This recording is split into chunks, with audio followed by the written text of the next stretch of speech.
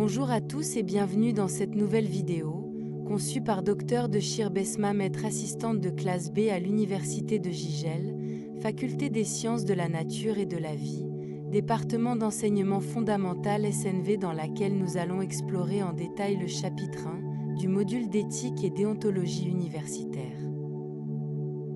Cette vidéo pédagogique sur le module d'éthique et déontologie universitaire réalisée dans le cadre de la formation au TIC et pratique pédagogique au profit des enseignants universitaires, session janvier 2024, qui est programmée pour le 3e semestre. Il est attribué avec un seul crédit et évalué avec un coefficient de 1. Ce module s'adresse aux étudiants de 2e année SNV, qui vise à acquérir des ressources, de la déontologie et de l'éthique professionnelle. Dans ce premier chapitre intitulé Concept, nous abordons ces éléments essentiels tels que morale, éthique, déontologie, droit, valeurs professionnelles, savoir et didactique et pédagogie. Un concept est une représentation mentale que l'on se fait d'une idée, d'une opinion ou d'une chose. Il s'agit de représentations mentales construites grâce à un langage. Morale, du latin mor qui signifie mœurs, c'est l'ensemble des règles d'action et des valeurs qui fonctionnent comme normes dans une société. Aussi, elle est l'ensemble des normes propres à un groupe social, à un moment précis. La morale est une discipline donnée par la société, bienveillance et bienfaisance à l'égard d'autrui, valeur de devoir, de vertu. La morale est aussi une discipline liée à la société, elle varie en fonction de la culture, des croyances religieuses, ainsi que des politiques, de l'économie et de l'avancement technologique. Il existe plusieurs sources de la morale: la religion, la conscience, le sens du devoir, le sens du respect, la justice et la vertu. L'éthique est l'art de diriger la conduite individuelle et collective. Il incite à l'exemplarité et laisse chacun face à sa conscience dans ses agissements. L'éthique peut se distinguer de la morale, comprise comme l'activité de choisir et de décider, de juger, de justifier et de défendre les conduites, pendant que l'éthique étudie comment doivent se faire les choix moraux.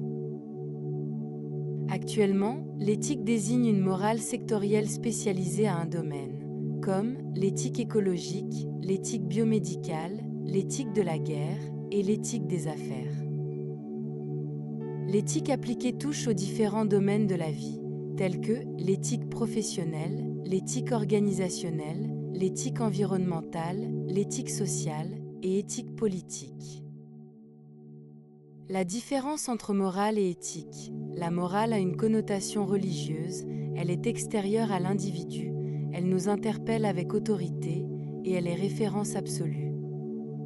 Par contre, l'éthique a une connotation laïque, elle part de notre intérieur, elle nous responsabilise et elle est jugée au cas par cas. L'éthique a des mécanismes de déploiement. Pour la formalisation de l'éthique d'une université, 4 acteurs interviennent, qui sont la direction générale, le praticien en éthique, le comité de rédaction de la charte et le personnel. La déontologie, du grec déon, signifie convenance. Le mot déontologie désigne des règles qui sont des devoirs, des obligations, donc ce qu'il faut faire. Elle s'applique au monde professionnel en établissant une série de règles et de devoirs auxquels sont soumis les membres d'une même activité professionnelle. Donc la déontologie est l'ensemble des règles et des devoirs qui régissent une profession. La déontologie est énoncée par un code. Ce code est issu d'un consensus des membres d'une corporation et prend la forme d'un règlement. Son élaboration requiert l'avis de l'ensemble des membres de la dite corporation. Les principes déontologiques sont traditionnels, fondamentaux, évolution, profession et caractères obligatoires. Il faut faire la distinction entre la profession et le métier. Le métier pour souligner la dignité intrinsèque attachée à certaines professions libérales.